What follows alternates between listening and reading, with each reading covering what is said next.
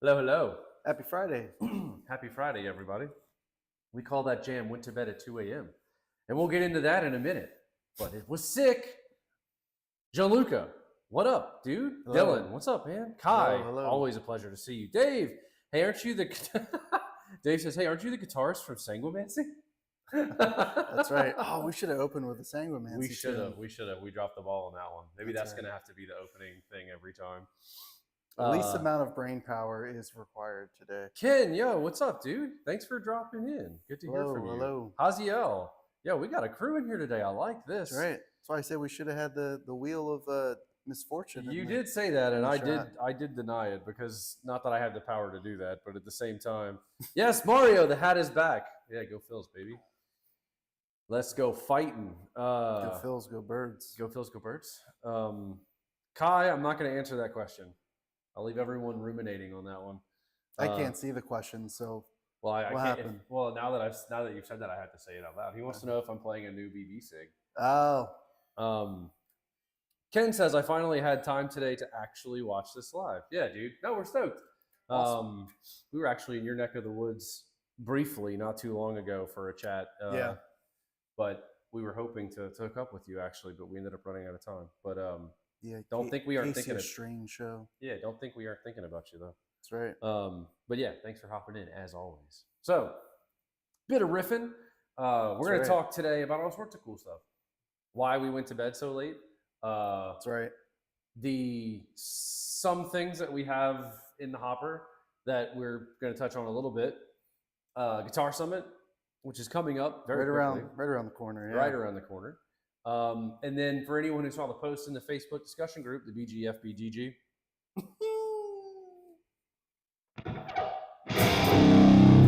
I'll take it. That's all I got. Yeah, it does feel kind of like that. We're going to talk about our tones and how we build them. Mm-hmm. And we thought we'd keep this, we hope to do in the future episodes dedicated to our favorite pedals and we've talked about our amps a lot and guitars a lot and sort of the tones that we like, but we kind of want to talk about, for instance, when we think of, okay, we're going to build a professional, legit, clean sound. What does that mean? A crunch sound. What does that mean? A gain sound. What does that mean? A lead sound. What does that mean? So we're going to talk more in generic terms, although I'm sure we'll throw out a couple of our favorites in sort of preparation for a future stream that deep dives into these things. Oh, yes. And of course, if at any point you have a favorite or an opinion, please tell us. I'm sure there will be people out there who have an opinion about what we have to say, because gear is an opinion-based thing. That's right. And we want to hear it. Don't we, Joe? We do. We do. All the gear. Haziel, can I pick up my build at NAMM if it's ready by then? I'll have to look, actually. Possibly, yeah. If it lines up, why not? Yeah, we might be able to. Don't let me forget to look into that. Yeah. Dave, I want to spin the wheel of misfortune. Don't encourage Joe. We'll get there one day. Ken says, you know the tone. We shall see. Kai says, can I secretly pick up the Relic Thick at a Guitar Summit and sneak it home without you knowing? You can try. You gotta get in line at this point. I got a text message from Dan from 4 Years Strong. Yeah. He's like, how do I own that? Yeah, and it's a modified. When we talk about, we can talk about a bit about that guitar. That's a good shout. I like that. We'll throw that one in the mix today too. Maybe we'll talk a little bit about that guitar because it is cool and it got a lot of attention when Joe posted it, as a lot of the aged builds do. And we'll take a look at it. Yep. Maybe we'll even play it before or at some point. We'll figure it out. Yeah, maybe we'll grab it. Mario, I'm sure no one here has any strong opinions on tone. Absolutely not. In fact, if recent days in America have shown us anything, people don't have strong opinions about anything. Yes. Ken says, I'm not saying anything about tone. Yeah, you are, dude. You have to. You have monster tone. I have your preset on my quad cortex because it rips.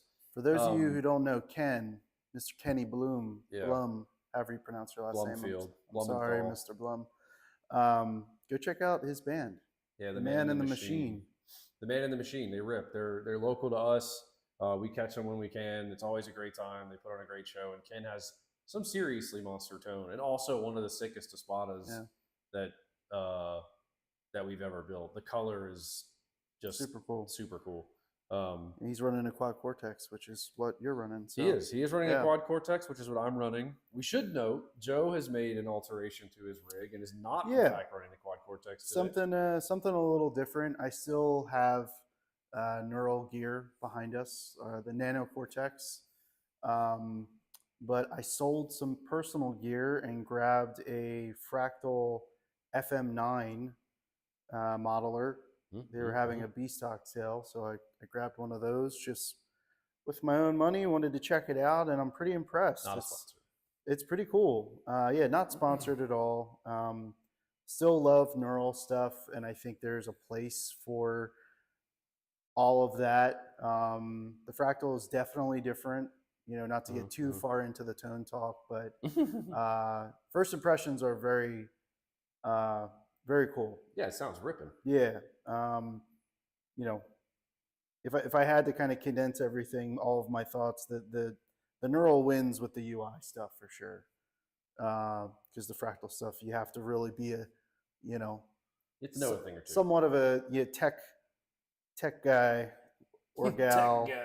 Yeah, to really know what's going on. The editor on the computer makes it super easy, but if you're having to edit on the fly, it's a little complex. But yeah, the final product is sick. Yeah, right out of the box sounds awesome. They didn't really have to do much tweaking. So I also, while I don't think it's strictly necessary when you have the UI of something like the quad, I like, whether it's Line 6 or Fractal, I like the ribbons.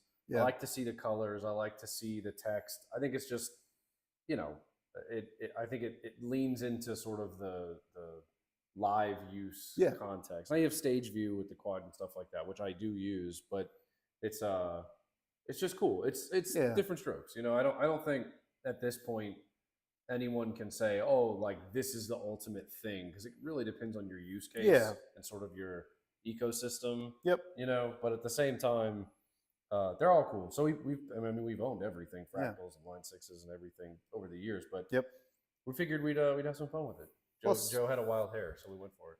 And by we, I mean he. Yeah. Plus, we're going to be able to show y'all the differences between them tonally as we start getting into like the, how we build our tones later. Yeah. Later on in the stream. Yeah, we'll get a little bit into that. Fractal stuff is nuts, Kai says. I can't do anything on the FM3 without a desktop editor. It's funny, Kai, your videos in general using the FM3 was a big reason behind me feeling more comfortable pulling the trigger. I've owned Fractal stuff in the past, but I haven't in a long time, years at this point. And I haven't owned this specific type of unit from them. But after watching your videos and a few others like Leon Todd and some other YouTubers, just was enough for me to try it out. And so far I've had it for, a couple weeks, and it's been really cool. Sick. Yeah, it's been really cool and fun to kind of mess around with. And it sounds great in the room too, like through a cab actually set up for a live sound, not just running straight in it. It also sounds great there. Yeah. So speaking of gear and live use and everything like that, we are tired boys today because we got to see an incredible band last night play live with our buddy Jamie in Philly called Yellow Card, and it was a really fun show. You think Ryan would sue me if I played a Yellow Card riff? If I can even play? I think YouTube might flag us.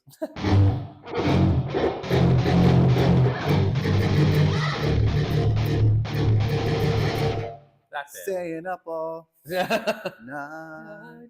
No, it was so sick. So for those of you who don't know, Ryan Mendez, guitarist in Yellow Card, has been on our radar talking to us for a long time and has been an official artist for how long now? About a year. About a year now. Yeah. And they're on this huge tour. It was not that the expectation was off or anything, but like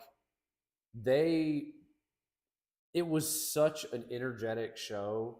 Their light show was amazing. Pyro was amazing. Tones were amazing, which we'll get to that in a second. The pyro was surprising. The pyro was a surprise. We were chatting with Ryan. You know, we typically we either hang out before or after the show. We do the business thing, and then we just get a hang on, and it was super sick. It's mostly hang, which is always a blast. Yeah. And Joe made that comment. Joe was like, "Yo, seriously, the pyro was crazy." Yeah. And Ryan was like, "Dude," he's like, "We've like." This amount of pyro as like such a big part of the show is kind of a first for us. He's like, you know, we've had that stuff, but not like this. Yeah. And he's like, it got to the point where, you know, I used to turn around and play to the drummer. That's like my thing. But the drum riser is 10 feet tall. So like, what am I going to do? So instead I like turn around, I get blasted in the face with fire. Yeah. He's like, it's the most rock and roll shit ever. I'm like, that's so cool. Yeah. If y'all haven't, it was so sick. If y'all haven't caught a show on this tour that they're now on, they're only like 4 dates in, so there's like a ton of a lot of dates left. Ton of dates left across the country. They're touring with A Day to Remember, State Champs, which is another Balaguer artist, Shout out to Tyler. Yep. And like Boundaries, and I think a few other bands, maybe Dinosaur Pile Up, and a few others. Yeah. But yeah, it was just wild seeing. So the venue we were at is the Freedom Hall Pavilion in Camden, New Jersey. Yes, thank you. In Camden, New Jersey. Not a sponsor. And it's an outside venue. It's a pavilion. I actually saw Yellowcard play there 21 years ago at Warped Tour, which is wild. No one's counting. As a full circle moment. And it was just crazy seeing that pyro on stage and then like looking around and seeing 10,000 other people. Yeah, it was packed. Like it packed. Yeah. So what I was going to say is if you haven't caught them on tour yet, definitely check them out, or at least go to their Instagram and look at the video content they've posted on the tour so far, because it is a good example of how it is at the actual show, which was super cool. Their whole lighting backdrop, it looks like a bunch of guitar cabs that just have lights inside of them. And everything was just so pro and well done. It was. I think what was especially sick about it is that I'm not going to say what the theme is. You can probably pick up on it by just looking at their stuff. But the show has a theme, and they like carry everything from the light show to the pyro to some of their like stage banter and some of the scripted stuff they do is like so fun. And the tour is called the Maximum Fun Tour, which I didn't know going in. And then he was like, Ryan was like, that's why we call it the Maximum Fun Tour. I was like, dude, you freaking nailed it. Like, it was such a great show. And it's, you know, I mean, we go to a lot of shows, and a lot of shows have sick energy for different reasons. You know, you go to a show and you want brutality. That's one thing. Sometimes you go to a show and you just want to have a really good time. And like, that was the vibe. It was a party vibe. Everyone was having a great time. And the whole crew, you know, not that, I mean, Ryan has far better things to do than to watch us talk about talking to him. But if you see this, Ryan, thanks again for being so kind. Yes. And he was, the whole crew, like the whole band, the whole crew, everyone was so cool. The family, like it was just a really great experience. And that was after we saw the show. So we enjoyed the show before we even knew that they were all really nice. And then we found out that too. And it was just like a huge win-win. Yeah. It's an incredible show. And, like I said, if you haven't checked them out on this tour, definitely try and get out to a show, because it's well worth the money. And Day to Remember is super sick. And they sounded great. State Champs and everyone else, like just a great show all around, super fun. It was pro. It was so pro. And they were so tight. We're talking like 3 and 4 part harmonies that sound like just killing it, but with the energy of the show, not just like standing there at the mic the whole time. It was great. Ryan plays an Espada. He plays an Espada, an ash bodied Espada with Fishman pickups and an Evertune, which was cool. We had a great chat about the Evertune, because he was like, I love it. He's like, I put it on everything. You know, it really just makes the show better. Yeah. And I was like, that's the best endorsement you could get from a pro artist, is like, it just makes the show better. And when he's not playing his Select Custom Espadas, they open the set in a really cool way. And I'm not going to give it away. But they open the set in a really cool way, and he's out on the stage by himself playing something to open up the set, and he's playing a Seraph ET, which is a most recent production run guitar, which also has an Evertune and Seymour Duncan pickups. The fact that it's primer gray and the whole vibe just fits this thing that he does, and it's super so cool. Definitely look it up online. We were walking and he started, and I was like, "Wait, what?" Yeah, it was a cool thing to walk into the show. At least that part of the area of the venue we were in. It was so sick. But yeah, so that was awesome. And, it was a blast. Be sure to check them out on tour. It was so sick. And they're also coming out with a new album next month, October 10th. They are, yeah. Check it out. Yeah. Dave says, "Who needs eyebrows?" Yeah. Mario says, "I lost my eyebrows to rock and roll." Yeah, exactly. Revision cabs. No, actually, Kai. Good shout though. I forgot about those for a second. They were sick. They weren't like full 4x12 size cabs. They were like, if you took a 4x12 and shrunk it down by 30%, it was almost like a 4x10. Yeah. And each speaker was a light that looked like a speaker. And there were probably, pick a number, 50 of these cabs on stage in the shape of like a sort of pyramid. You could tell they were custom made. They weren't the Revision cabs, but it was a similar idea. Yeah.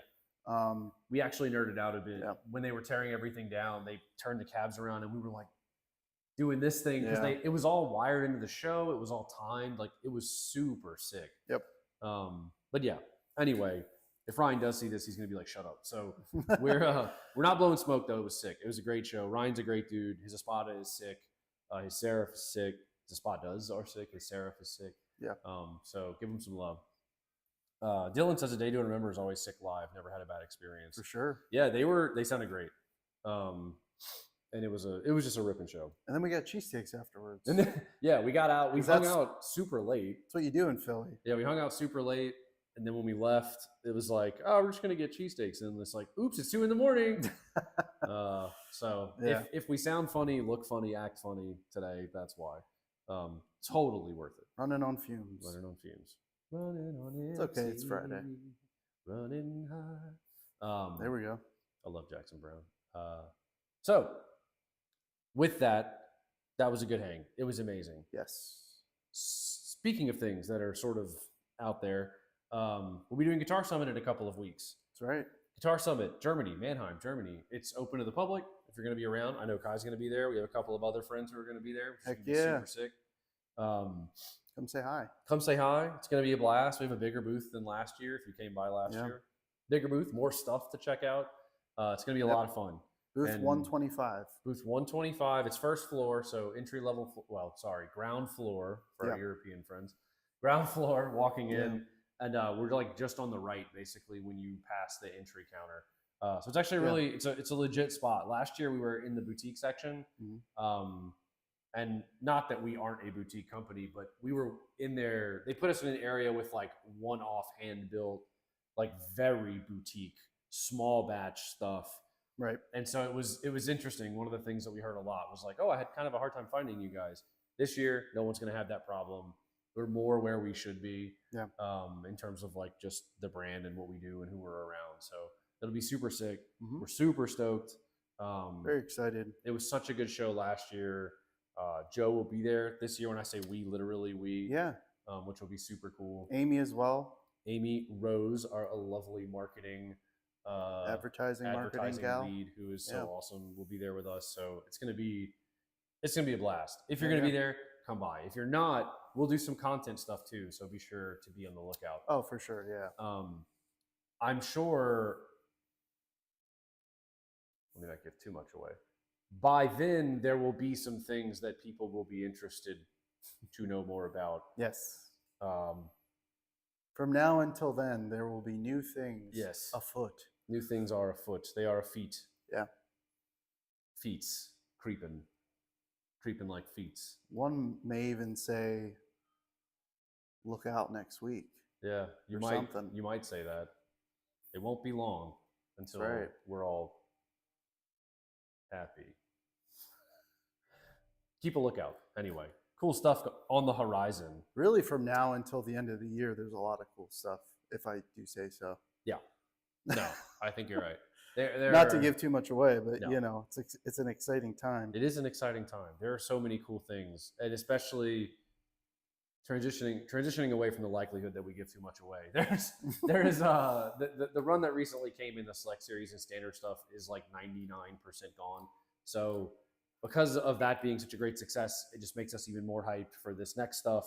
Yeah. And it's going to be rad. So keep your eyes peeled because it won't be long before we start doing some announcing. Yeah. Kai says Evertune Ambient Espada. Check out our retailers, though. To rewind a second, check out our retailers if you did want to get one of the recent production runs. Oh, yeah. A lot of those folks should have some in stock still. Yes, they've arrived and been listed in a lot of places now. Yeah, because we just sent them out to them not too long ago. So I think the only thing that we have in the shop is the Seraph ET at this point. Yeah. I think everything else is sold out here, but you can find it with our dealers. Dealers are always listed on the website, by the way. That's a question we get sometimes where it's like, oh, how do I know if there's someone near me or where can I go to play one? Dealers are on the website. Yeah. Also, if you have a local dealer, this is something we often don't talk about because we tend to prefer, I think, the more organic growth of that network, the dealer network. But part of that is also hearing from people who they like. So if there are dealers you like, let us know. People local to you, like we're not only working with giant dealers. We prefer to work with people that we can work closely with. Yeah. And we work with large companies who make that their ethos, and that's why we partner with them. Mm-hmm. But we also, when I say companies, I mean dealers and distributors. But we also work with very small shops. So if there's someone local to you that you love, that you want to support, and you think that we would do well there, give us a shout. Let us know. Drop us an email or tell them to email us. Yeah. If nothing else, we're always happy to have a chat. And even if it isn't like an official dealer thing, it gives us a spot to go to be near people where they can play the guitars, the whole 9 yards. Yeah, for sure. So don't ever feel like you can't give us the lowdown on someone sick. Haziel says ambient 8-string Seraphs with multi-scale Evertune. Not a bad idea. It's like an alternate reality. Not a bad idea. Something we have talked about is doing an ambient version of a different model. It's true, we did. We kicked that idea around quite a bit, and it's something we'd like to do. So I'd be curious. At some point, we'll probably make it more official in the group, or we'll do like an actual poll. But I would be curious. I think that would be super cool. Kai says ambient Devin Scheidegger model to go with it. That would be too sick. I also think he'd break it, but that's not the point. He actually has one of the ambient Espadas. Yes. Devin, for being like literally the most brutal guitarist I know, he also is a sick guitarist, like in a traditional sense. He's diversely, equipped. Diversely equipped. I like that. As far as my nickname in high school. As far as what he can play, what he likes to play. Yeah. I mean, he gives guitar lessons. So if anyone ever wants to learn from Devin, reach out to him. Yeah, no, he's a great teacher too. Yeah, we get to have those awesome hangs where we sit down and play, and it's like he'll rip out Van Halen on me or something, and I'm like, wait a minute, what? Like, am I in a parallel universe right now? And he rips it, like he really plays it. No, he's sick. But it's always a lot of fun. So yeah, we'll do an ambient Devin Scheidegger brutality machine that also plays jazz one day. Why not? Devin's Instagram clips are wild, super versatile. Yeah, good shout out, Kai. And they are. His stuff is really sick. His tones are also ace. Yeah. So I think that's enough catching up. I think we've, for now, unless someone asks some specific questions, I think we're good there. Should we do a little jammage before we get into all the tone talk, or what do you think? Yeah, we can do a little maybe something less. Yeah, something maybe tough. Yeah, something less tough. Let's do it. All right.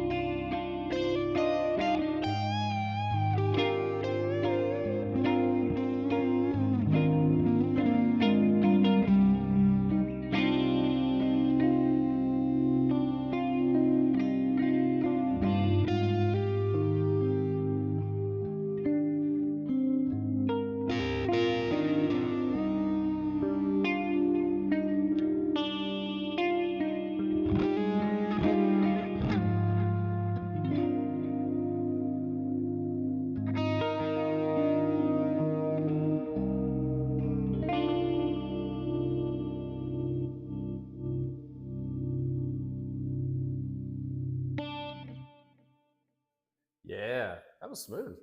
Felt good. Maybe being half out of our minds helps with that kind Ambience. of ambience. We give you Ambiance. ambiance. Yeah. Yeah. No, that's cool to kind of pull back a little bit and slow down. It is. Yeah. Every once in a while. It's nice. I also, there's something really great about that. So this guitar is an ash body. Everyone knows I like ash. And with a little bit of crunch, that neck pickup sound with the clarity of the ash body, but like a low medium output neck humbucker just has that like.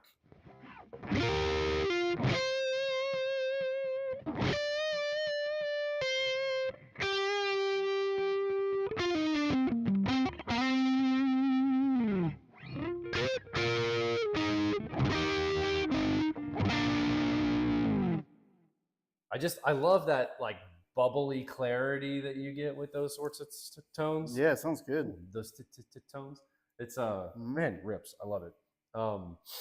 What amp is that you're playing through? So okay, good segue. That was sort of a lower gain clip, so we can talk a bit about that.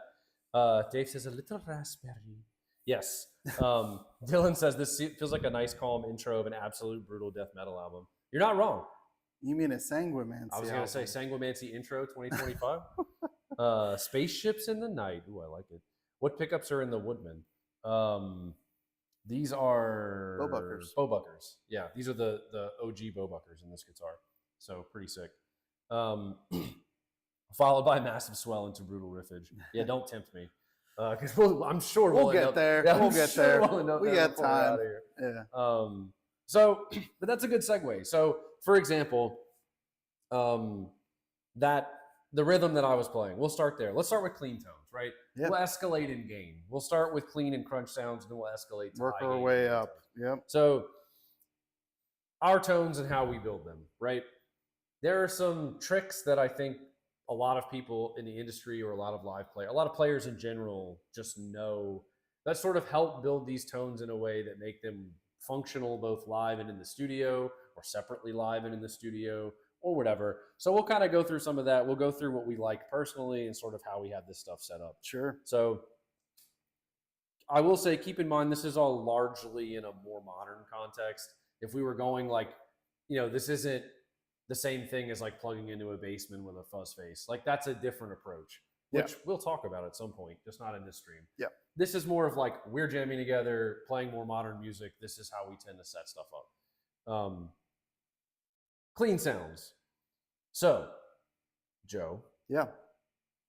The foundation of your clean sound, I would argue, is a clean amp. Or an amp that has a good clean sound. Well, I think for me, my preferred clean sound, if I'm going for a modern clean sound, not something that is going to be edge of breakup, classic voiced, whatever. If I want something pristine, it's really going to be three things, and it's really that simple for me across the board with every sound. It's like there's normally only 2 or 3 things going on. Right. One of which being an incredibly clean amp with a lot of headroom that doesn't break up when you turn the volume up. That's paramount. That's super important, because everything's well and dandy if you're playing at a bedroom level, but then if you jam with a band or play live or something and you turn that amp up, then everything kind of changes with the tone if there's not enough headroom. Yeah, headroom's a good keyword for a pristine clean sound. Yeah, so that's the I guess the most important aspect. The other two is some kind of compressor, which really kind of boxes in the tone in a nice way, and sometimes, depending on the amp, kind of makes the tone louder in a good way, without really losing a lot of the high end when you do turn up a real amp, regardless if you're using a modeler, because whether it's a quad cortex or a fractal unit, they do such a good job emulating when you're actually turning up in like an analog, a tube amp. Sometimes you lose some of those frequencies that a compressor sometimes helps keep in the same place as you turn the volume up. So clean amp, compressor, and some type of modulation, whether it's a chorus, if it's like an 80s clean type of thing, or a reverb and delay.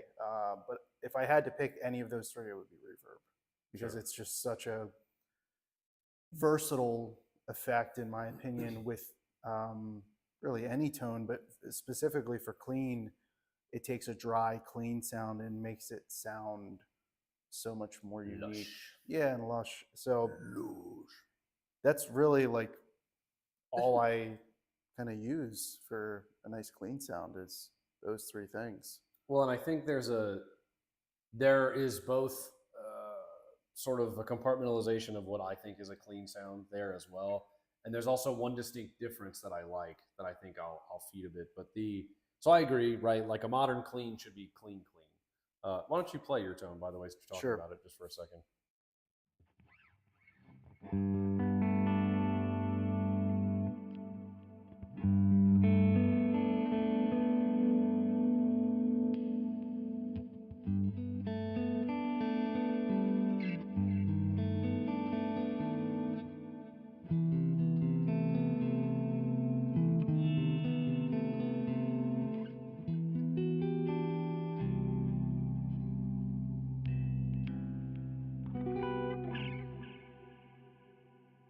Nice. And you can hear a bit of delay in there too. Yeah. It's sort of the full Monty, right? Yeah, that's delay and reverb and like a touch of chorus, not really that much, but and I think it's interesting because first off, I agree with basically everything, which is, I think you'll find that the vast majority of pristine, clean sounds, whether modern or vintage, are going to have compression, reverb, and delay. Those are going to be like the three that are on everything. Yeah. The modulation thing, I think, can be a bit tweaked because it could be a chorus. It could be a modulating delay, like a tape delay. It could be both. It could be like, for instance, you like that shimmer on the reverb, where your delay is not modulated, but your reverb is, which gives it that like sparkle on top. And that's interesting. And I think there's I guess talking about some of those tricks, for me, it would also be a clean amp with a compressor. Personally, I do a good amount of delay, a little bit of reverb just to soften things up, and then I put a chorus on it, and that's it. And I guess before we get into tricks of the trade, that sounds like this, which I did play in that little jam, but.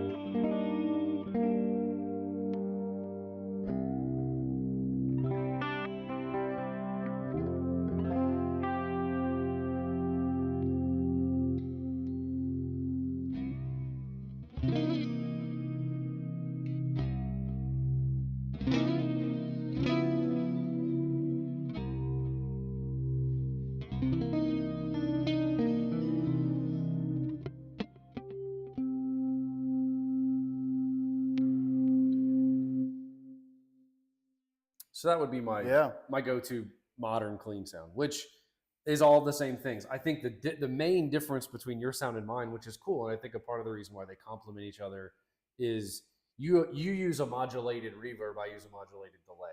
So there's you have more chorus going on. Yeah, there's more wet sound. Yeah, there's more movement. Yeah.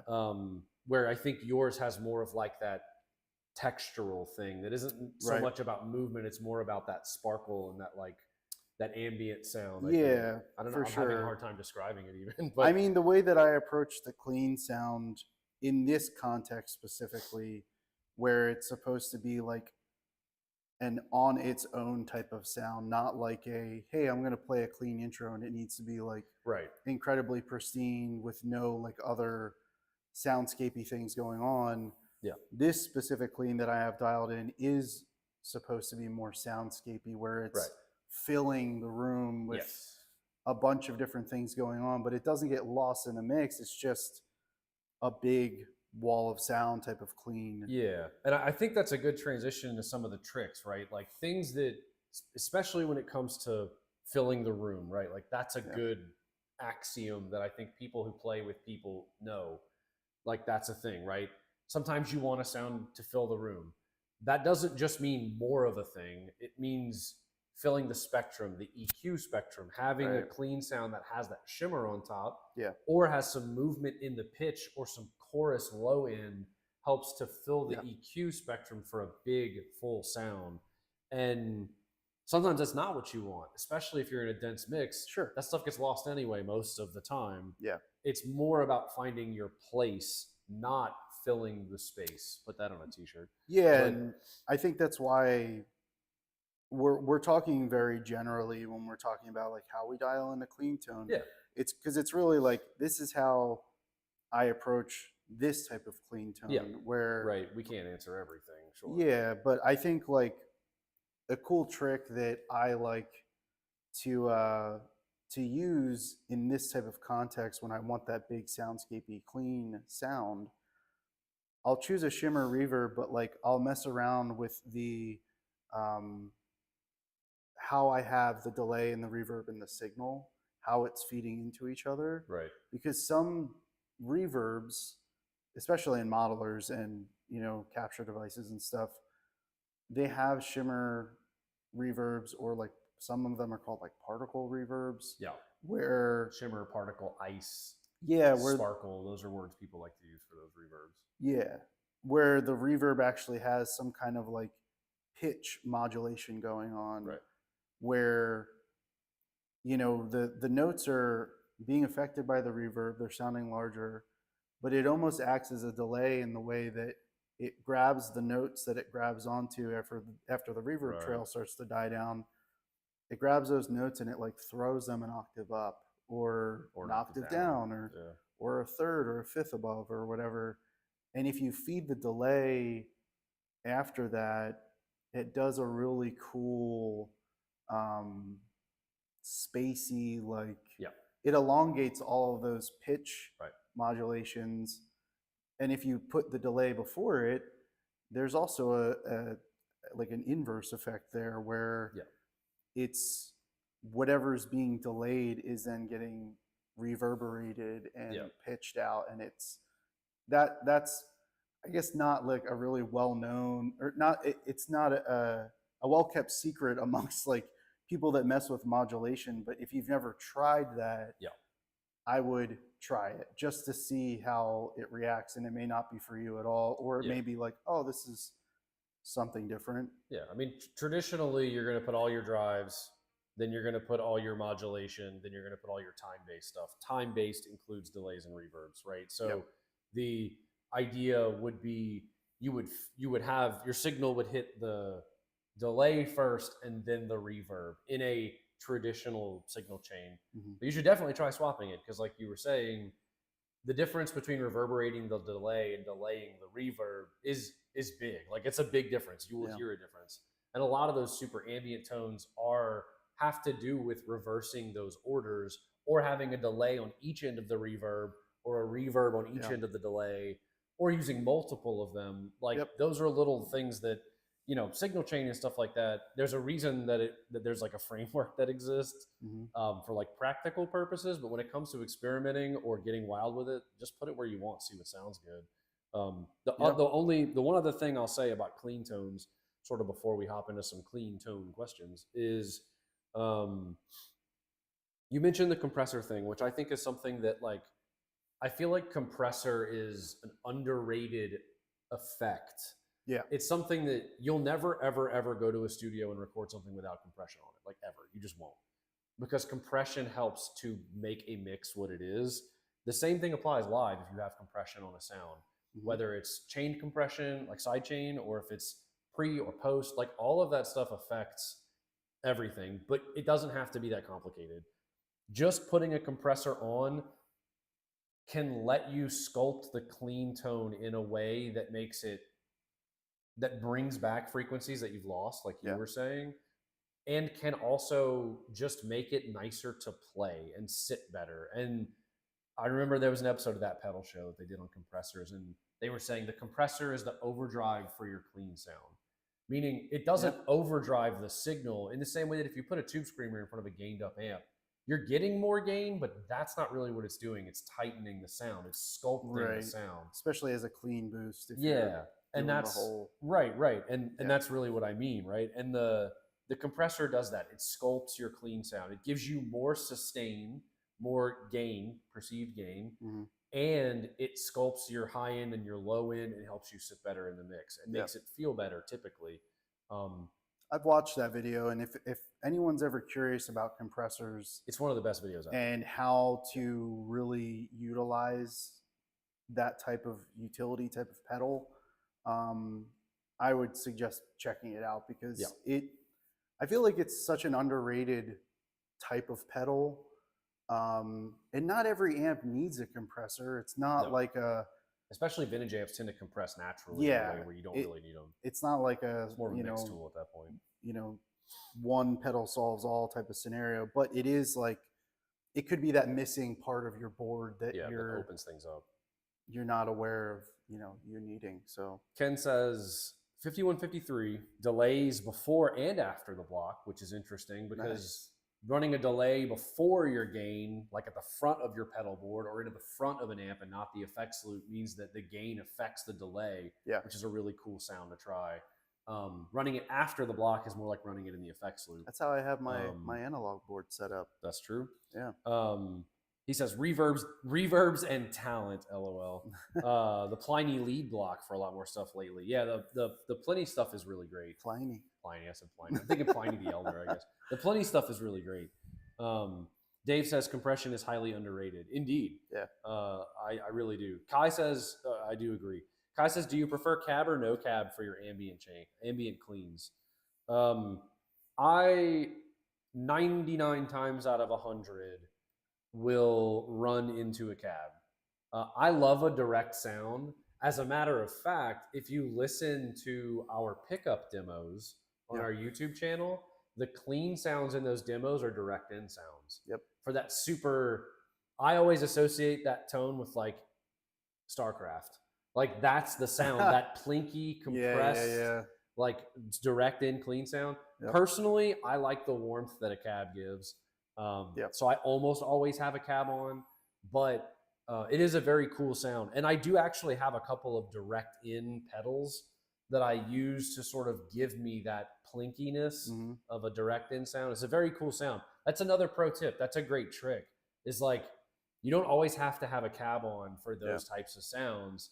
Bands, everyone from the Beatles to Tom Petty, all the way through to more modern bands will use a direct in sound for clean and crunch because it just has this like presence to it that is really great. Yeah, there's not a lot of filtering going on, so you can really like rely on the pedals. That's a good shout, Kai. That's a really cool shout.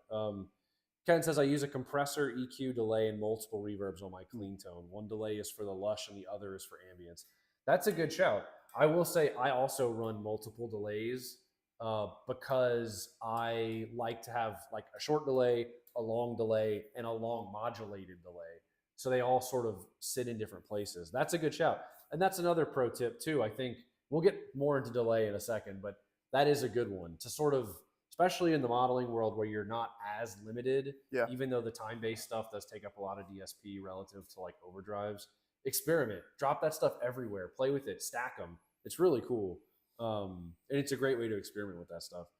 Kai says, I love an analog style delay in front of the amp and a big ambient stereo delay after the amp. That's a great move. Yeah, for sure. A delay that crunches up a little bit because you have it in front of the amp or is old enough to have some preamp sound in it is a really special thing. We, not to get too tangential here about delays and reverbs and all the modulation effects out there, but we recently just got some pedals from our buddies over at Walrus Audio. Shout out to Ryan Schwartzman over there. Yeah. We got this pedal called the Fable, and I think they call it a soundscape generator. But there's 5 different notched settings, and there's like a analog delay into like a pitched type of modulation. There's a digital delay. There's like all these different settings. Right. And if anyone's ever interested in like the ambient soundscapey type stuff, you should YouTube search, Walrus Audio Fable, because it is such a cool pedal. And the Fable, the Lore, and Yvette Young's new Chi pedal. Yeah, the Chi. Man, those pedals, super cool. They are those things. They do that. And it's funny. I think Kai, you mentioned running. I think you even joked. Yeah, reverb gores. I forgot. Reverb. Oh my god. Reverb goes before the fuzz pedal. So there's a whole thing about running delays and reverbs in front of gain. Yeah. And I will, while we're shouting people out, where I think, like, for instance, the Fable, that walrus pedal that Joe was talking about, is like, put it in the loop and just let it destroy your signal in the best way possible. It's beautiful. It's so much soundscape. It's exactly what it says. Another thing that I think is a cool flip side of that, you have the collision devices, black hole symmetry. Yeah. Collision devices, insanely cool. French Shout out company. to Jake. Shout out to Jake for buying that pedal for me. I wasn't looking for the shout out, but that's Yeah, it. It was a gift to my man here. I love that pedal, man. And what it is it's a fuzz, a reverb, and a delay, but they run the wrong way. And we actually have it wired up where it's in front of the amp, and the Fable is in the loop. So it's like you get this super analog, super aggressive, crunchy, nasty, like dirty front end ambience from the collision. It's like a sandwich of sound. Yeah, from the black hole symmetry, and then on the back end you have this Fable thing from Walrus, and it's like unlimited. It's so cool. Running into that MTL back there. MTL, yeah, it's so sick. But that's a cool one. Mixing the traditional signal chain around is another pro tip. Yep. Just let your ears be your guide. It's the best advice that anyone can give you. So should we move on to push, clean, crunch territory? We should. Shout outs to the Cloudburst. Dave says, yeah, the Cloudburst rules. Kenny says Shimmer is also a beautiful particle reverb on the line 6. Yeah. God mode. Yeah, 100%. Kai says fractal reverbs are the best, but you have to spend an hour dialing in a single block. That's kind of true. Protoss for the win. Dave says that's a sick rig, sick pedal. Yeah, dude, definitely. Walrus has a bunch of stuff at Guitar Summit, Kai, or at least they did last year. Be sure to check them out. Yeah. Tides by Holy Island Audio. Dirty reverb into an overdrive. Favorite pedal of all time. I'll have to check that out. We will definitely check it out. Yeah. So cleans, we're laying the foundation, right? We're going to crunch. So crunchy sounds. Crunch is one of those words that can mean a lot of things. Mid gain, you might hear. Pushed clean is is really kind of crunch at that point. Crunch is that mid gain sound. You're not gained up, but you have enough. Did you talk about what clean amp you were using in that tone? Oh, no, I didn't. Sorry. That is a JP2C. Okay. Because like you, I want a clean sound that doesn't break up when I turn the volume up, but compresses a little bit naturally. Sure. And just has that beautiful, pristine clean. And nice. I played it for a bit, but yeah, it's just awesome. It's just exactly what I want a modern clean sound to be. Good shout, though. I almost forgot. Crunch sounds. So crunch is generally a little more straightforward because it's so steeped in like the vintage world typically, which is, you're taking an amp and turning it up until it distorts, or you have an amp that has a dedicated lower gain channel. And crunch sounds, to me, I'll jump off the diving board here. For crunch sounds, I like it to be simple. Yep. That's what I like in a crunch sound. I use very, very little. And I mean, I'm just looking to make sure that I get this right, because I don't want to mess this up. My crunch sound is literally a plexi with reverb on it. That's it. Yeah. Because as you turn up the gain, to me, once you're in the crunch territory, delay gets in the way for me, unless I want a spacey sound. But like for a typical crunch sound, delay gets in the way, and reverb just lays a nice bed down. It's like a plate reverb is my personal favorite.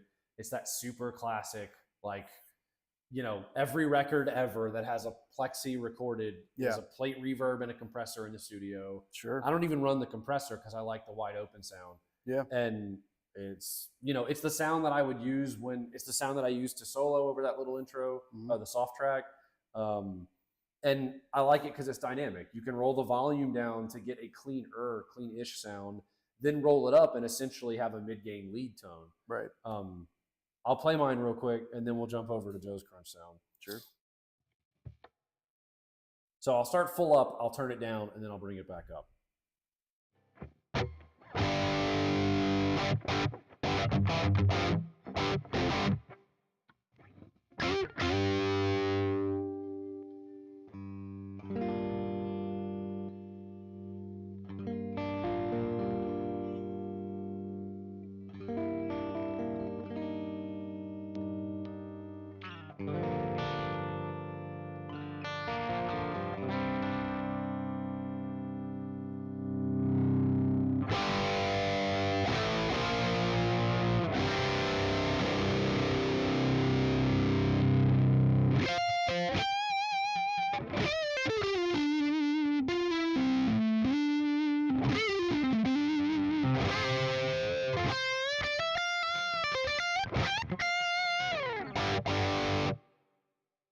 Right? Sounds So awesome. crunch. Yeah. It's literally just a gained up plexi with a little bit of reverb on it. And again, what's great about that is I can be wide open and I'm in a place where I can still play a comfortable lead. The amp's cooking. It's got a little bit of compression going on, natural compression, not a pedal, something that comes from turning the amp up. Right. It's that plus a little bit of reverb just to give me a little bit of space and feel a little more comfortable. And I can play with the gain to get where I want to get. Yeah. To me, that's the trick of a good crunch sound is it's not a lot of gain. It's often less gain than you think it is. When you hear it, it sounds like a lot of gain, but it's just because I've got it wide open and I'm hitting it hard. But then I've got the ability to be dynamic, roll it down, and get a sort of pseudo clean sound on the fly. And that dynamism, I think, in a way, influences your playing. It makes you feel more connected, and you know, it's typically a brighter, cleaner, more dynamic sound. Yeah, that's awesome. That sounds great. Thank you. And we have a very similar approach to the crunch stuff. I think the only difference with mine, by the way, the clean amp that I was using, I didn't mention either, was a deluxe reverb. Oh, classic. And that's, you know, tough to beat. I try not to go too deep down the rabbit hole with the clean sounds. Yeah. And I just know that amp sounds great in real life. I owned one a long time ago. And it does sound great. Just used to it. So anyway, the crunch sound, I'm actually using a Silver Jubilee, a Marshall Silver Jubilee, and I do have the gain up a little bit more than the default setting because it was like almost a push clean. It wasn't very crunchy at all. Sure. And I do have an overdrive in front of it to kind of push it. There we go. And the only reason I'm doing that is because I find that with the crunch sounds that I like, and I do have a little bit of delay and reverb on this as well. It's for more of a wet crunch sound. But when there's a boost in front of an amp that isn't fully at that crunch level, when I roll off the volume, I tend to have a more dynamic range of like what I can use it for. Sure. Anywhere from like full-on crunch, you know, modulated crunch to slightly backed off and then almost like push clean. So well, let's hear it. Yeah. Put your tone where your fingers are, bro. Yes.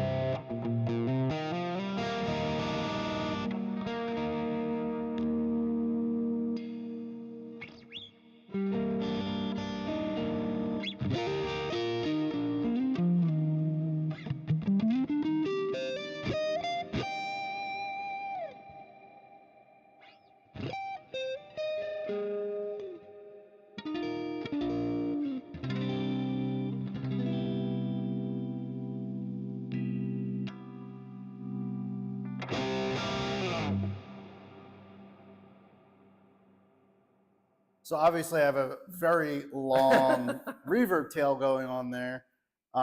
See, I like that though, because what I notice is your lead playing pops in a way that like mine doesn't, because mine is so sparse in that way.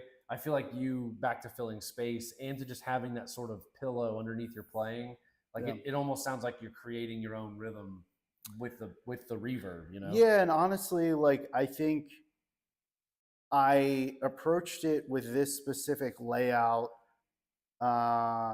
based on me playing by myself, not really playing in a band context or jamming with you. You know, if I were to be playing in a band context with this tone, I'd probably go in, dial the reverb back quite a bit. Yeah. So I'm not drowning myself out in the mix. But for when we're playing like a clean part together and I want to bust out a lead that isn't fully high gain lead sound, I'll put the crunch sound on and I'll dial my volume back a little bit.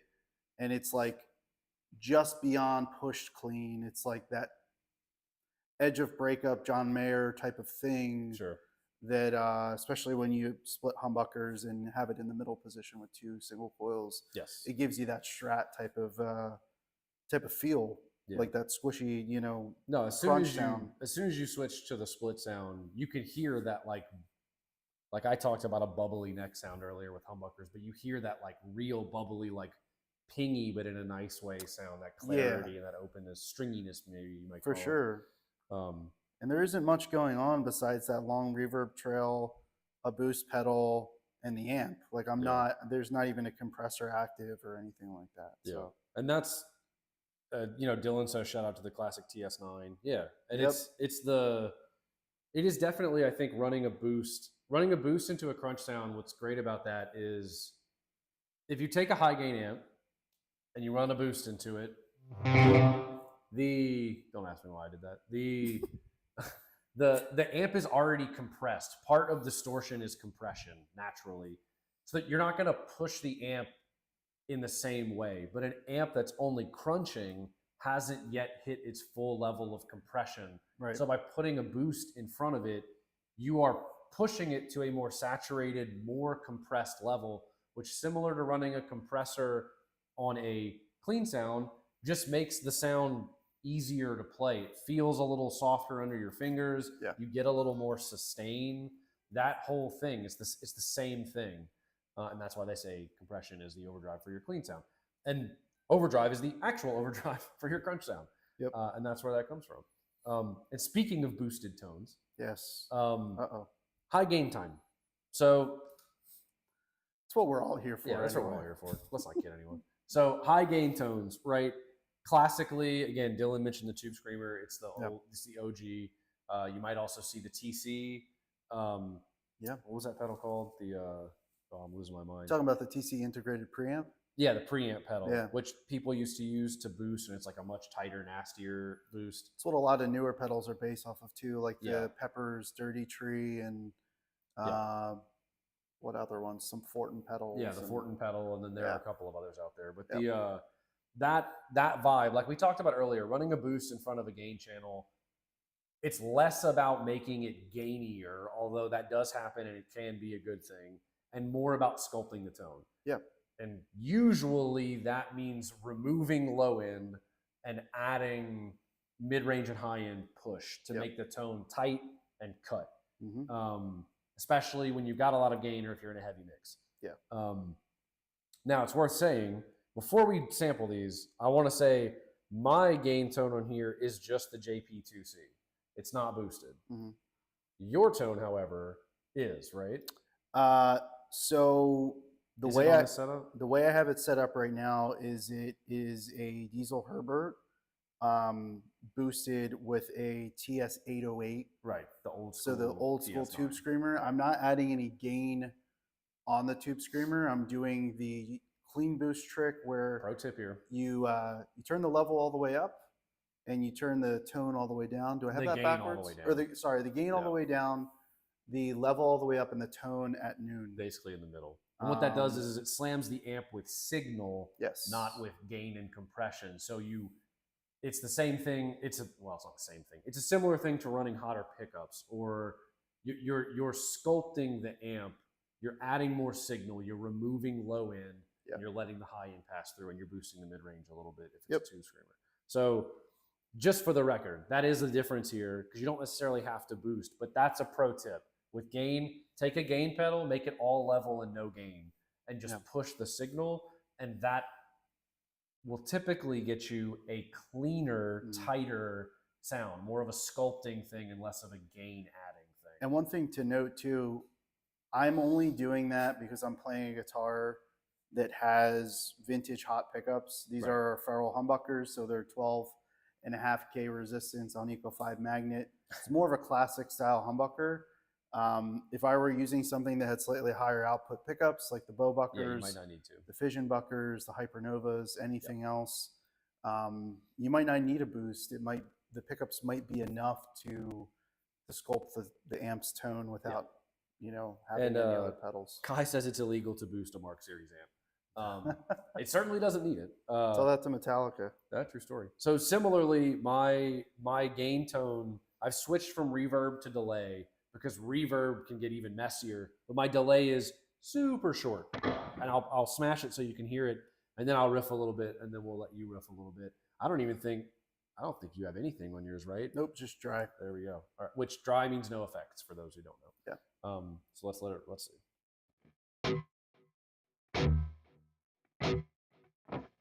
It's like literally bump bump, Super short. super short, just to give me a little bit of cushion.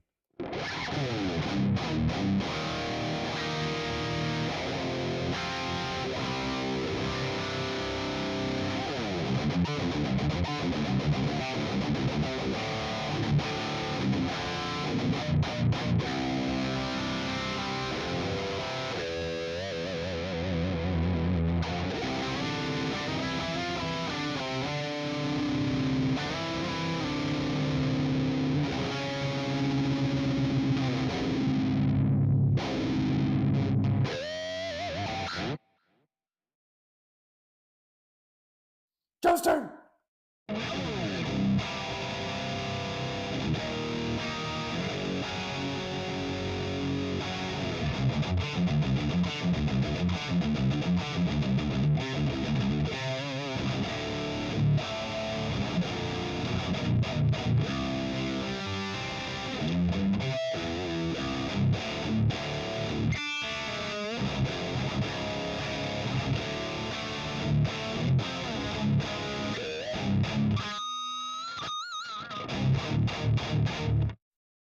Very nice. And I will say that something came to mind, which is outside of boosting, the number one thing you'll hear about higher gain tones, for a long time, it was the number one thing.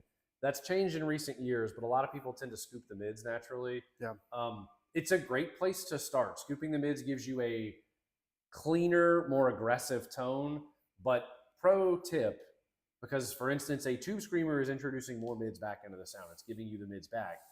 So it's about the balance, right? You can take an amp, scoop the mids, boost the low end to get a lot of movement, kick a tube screamer on, and it takes the right amount of that high end off and puts enough mids back to give you a tight tone. Yep. You can also just not do that in the first place, like with a Mark amp, where this is super scooped if you look at the V shape on like a typical Mark amp graphic EQ, but the Mark amp is so naturally midsy that it balances out. It's basically the same thing as running a boost into the amp. You're sculpting the tone with something.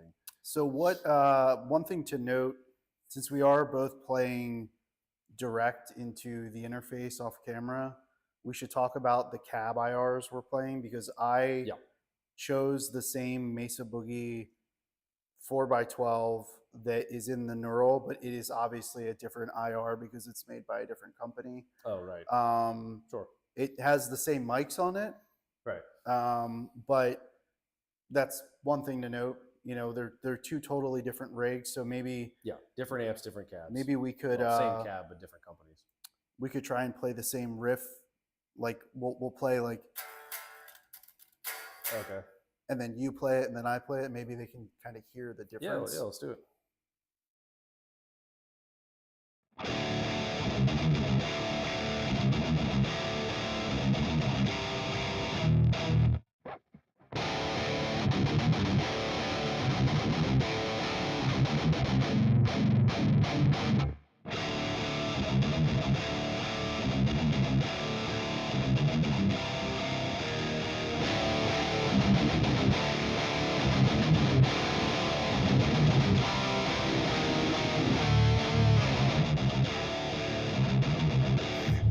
I think what's cool about that too is you hear the way they complement each other. That's why I wanted to play at the same time, because that's something else. If you're playing with another guitarist and one of you has a very mid scoop tone, the other of you should probably have a less scoop tone, and they complement each other. The Herbert and the JP2C are radically different sounding amps, and they complement each other really well. That's something else to look out for. Bit of a pro tip. Or if you run a 2-amp setup as one guitarist, you don't want the amps to be identical. Well, you might, but typically you want them to be complementary in an EQ setting. Yeah, because when you hear them together, it kind of fills out the other frequencies that aren't present. Yes. Oi! John, what's up? John Bleeker's in the chat. That's sick. What's up, dude? You came in just in time for the crazy high gain sounds. Just in time for the chugs. Ken says, I use a super low volume delay at the end of the chain right before a room style reverb. Yep.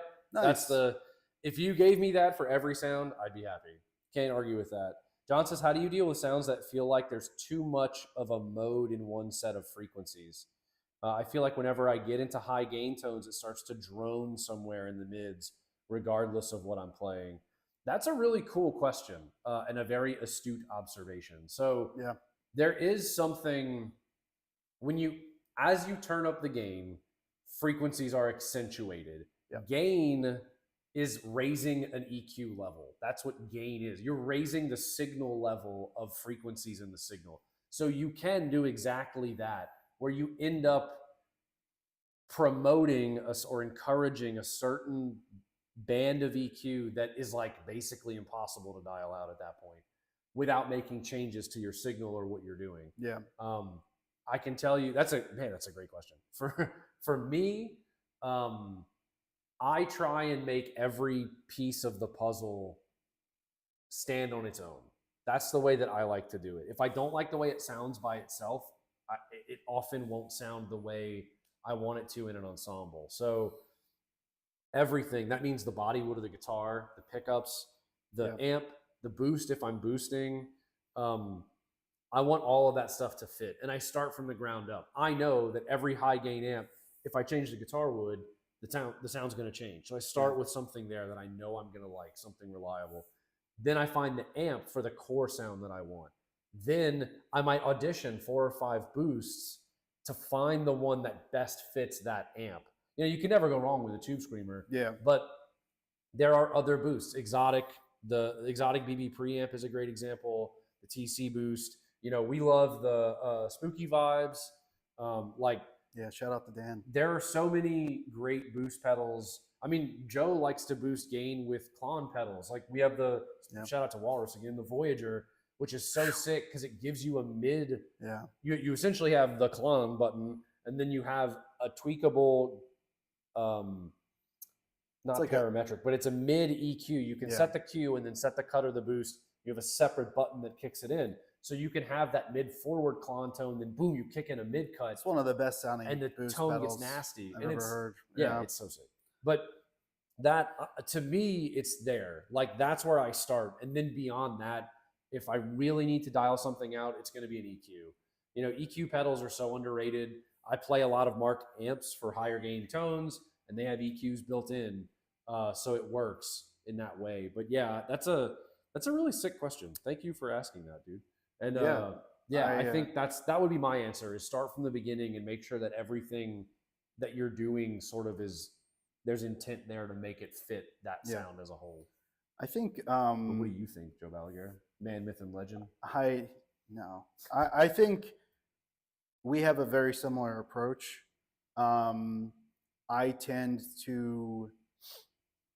I think the one big difference between you and I, as far as like tone shaping and all of that, is I tend to stick with a guitar that has a specific set of pickups and not really ever adjust the guitar, which is funny to say out loud because we do what we do. But like when I find a guitar that sounds right, in my opinion, with a specific set of pickups, I don't change it.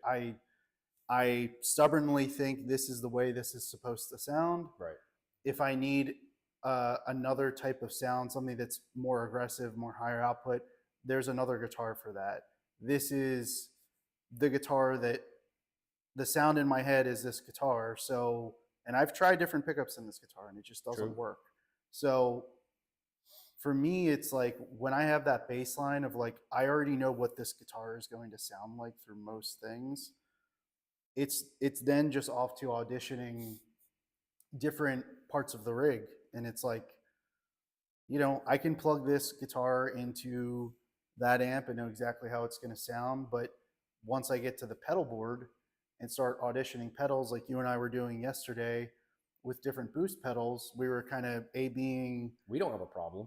Yeah, we were kind of A-Bing like the Spooky Vibes boosting the Wizard MTL clone and the Walrus Voyager, and Jake was doing his knob twirling like he does because Jake is like one of the best pedal knob twirling connoisseurs, and you know, you're just great at dialing in pedals more so than I am. So Kai says, meanwhile, I'm over here changing pickups as part of my morning routine too. So there's nothing wrong with that. I think just for me personally, the amount of guitars that we play and see every week and every year, that's just the way my brain works. Like if I want a specific type of thing, like I'm not going to go play ambient post rock with this guitar. Like I'm going to go grab an ambient Espada. Right. If I want to play, shout out to Balaguer Guitars. If I want to play heavier rock metal, this is the guitar for it. So I see this as my main tool, and then from there, if there is a weird mid frequency hump like you're talking about, John, I kind of look at everything else as the problem and figuring out what I need to do to solve it. Sure. Whether it's different boost pedals, a different amp altogether, different settings on said amp, like all that. I think if you have your core platform, your guitar, and you know how that guitar reacts, and it's, I guess it's like frequency curve when you're playing through all different types of amps and pedals. Well, and John says at low gain, I think you can force a certain setup without too many problems. But as you add gain, you start to expose a lot of things. Yeah. And it's true, because as you add gain, you're literally boosting EQ. So it's like you're going to push certain things. And I do think, for what it's worth, I totally agree that most of my guitars don't get pickup swaps all the time, because once I find what works, it stays. Yeah. But the ones where I'm still trying to dial it in, it is a part of what I do with those guitars to get them where I want them. Yeah. And I think there's this whole mids conversation is where we are now, which is important because that's where the electric guitar lives, is in the mids. So sculpting your lows and your highs might make it sound better, but the mids is really where it lives. If you take too many mids out, or you put too many mids in, you're going to end up in a place where you're not where you want to be in the mix. You're going to get either lost if you don't have any mids, or you're going to take over everything and sound like a trumpet player with your mids through the ceiling. It's also a frequency range, by the way, not shade, no shade. It's also a frequency range too. Like there's low mids, there's high mids. Like it's not. Yeah, it's a spectrum. It's not just one mid knob. Sometimes it is on an amp, but I think that indeed, that's why compressors and other types of pedals are very important in certain scenarios. They can tweak a frequency range that sometimes a mid knob on an amp can't sculpt. It's true. And that's because amps are dialed in. Every knob turns a different frequency. You're not changing the mid frequency with a mid knob. You're adjusting one spike of mid frequency, one point in the mids, not all of the mids. That's why Mark series amps are so cool, because they have that 5-band graphic EQ, and that really makes a huge difference. Yeah, it's wild, because like I abhor all of that, like the complexity of it, in the same way that, like, give me a Driftwood Darkest Nightmare, give me a Plexi, give me one channel that does exactly what I want it to do, and I'm happy. Yeah. But the tone you get from sculpting all that stuff and knowing the amp is just insane. And like, for instance, Ken makes a great point. He says his mids are usually lower when he's playing rhythms, higher when he's playing leads. Yep. And that's a great point. And it's a good transition into our last sound, because we're definitely running over time today, is the lead sound. So if you, for instance, look at this 5-band EQ on a Mark Series amp, and it's a V shape, my lead sound is literally starting to invert the V shape. Yeah. The tips of the V, which are the bass and the treble, come down a little bit, so that I'm not filling the room I'm not flubbing out on the low end or ice picking on the high end, and all my mids come up a little bit to help sit in the mix, because with a single note, you're not worried about over midding the sound. Right. You just want that bit of cut and that better sit in a mix. So what I'm going to do is I'm going to go from my rhythm sound to my lead sound. Both of them are the JP2C. The only thing that's changing from one sound to the other is the graphic EQ. I'm literally just turning up the mids. Yeah. They both, frankly, the gain is maxed out on both of them as far as what you can do with the JP2C and still sound good, in my opinion. But this is just boosting the mids. It's exactly what there is a volume boost too, but listen to the tone.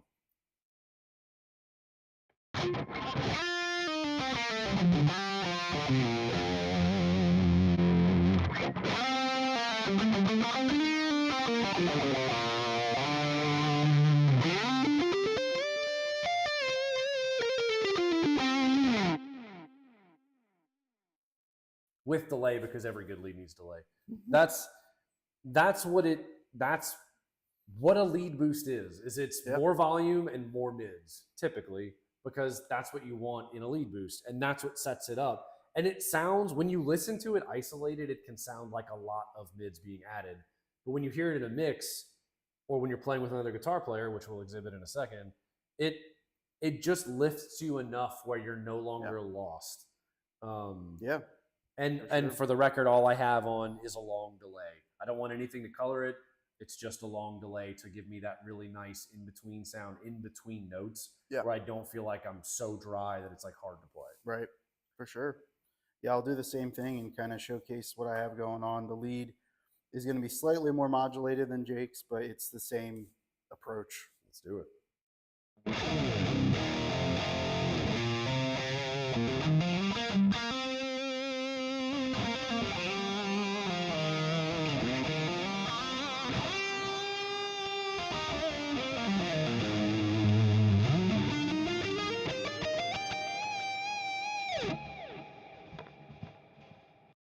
Sounds sick. Thank you. And yeah, that's just a slightly longer delay tail than yours, and you know, that's really all it is. Yeah, and that's really what most people do with a lead boost, period. You'll have some form of level boost, some form of mid boost, and some form of added cushion, which is usually delay. That's the secret to a good lead sound. Now you can get wild. I mean, you can put flanger, longer delays, more reverb, do something like this.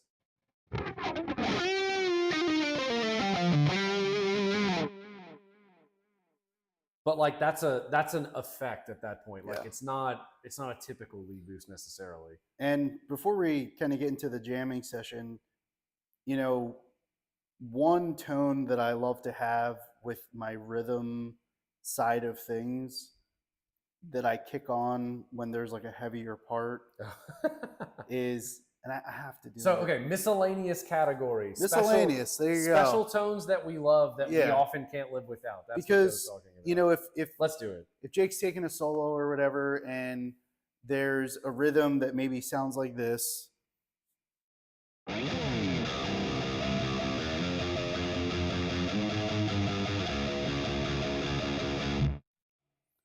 This effect, which is an octaver, just makes it sound so much more full when you're in a full band context. Makes it sound heavy. And one of the guitar players is taking a lead. It just fills it out. So.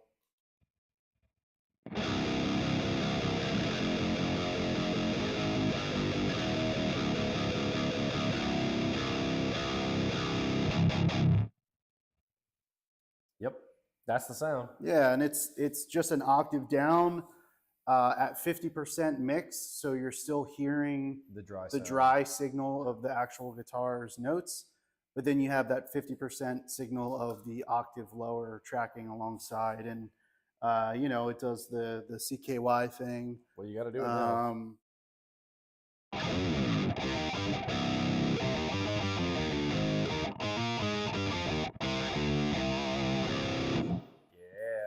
PA boys got to drop it in. I had to change it a little bit because I'm not trying to get copywritten. No, it's true, and there are those things. Right? Like for me, it's fuzz. I love fuzz, and I love a big nasty sub octave fuzz. I have my expression pedal on a. When I turn my expression pedal on, the fuzz kicks on, and it turns into a whammy. So it lets you do stuff like this.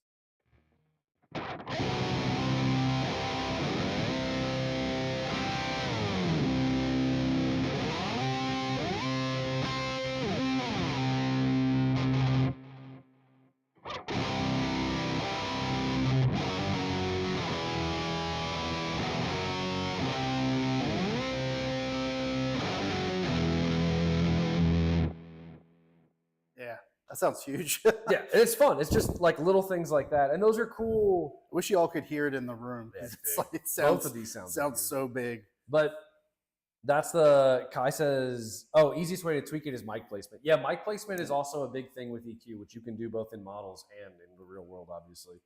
Kai says octaver tone sounds super production ready, dialed in perfectly. Shout out to you, by the way, appreciate it. Because it does. And maybe let's play with our weird sounds. All right. I don't know why I paused right there. That was not a great place to pause. Let's do it. We'll jam out. this has been a long stream because we love this stuff and we nerd out over it. Yeah. But we're gonna jam out and we're gonna wind it down because we have like lives or something. So Yes. this is sick though. This is a fun chat. We'll definitely get into more detail about this stuff. And of course, so many great questions and great like tricks that you kind of go through on stuff like this. This is a good reference. I will point people to this live stream when they ask these questions because it's a good one. Yeah. And you know, if you do have any questions, you can always reach out to us, info@balaguerguitars.com. Yeah. Join the Facebook discussion group, Instagram, find us everywhere, like, comment, subscribe. Come see us at Guitar Summit. Come see us at Guitar Summit. Check out Yellow Card. They're on tour. Check out some cool things we'll be announcing soon. All Your Tone are belong to us. And yeah, hope everyone has a great weekend. Have a good weekend. And we're gonna riff out a bit with our crazy weird sounds. So let's do that.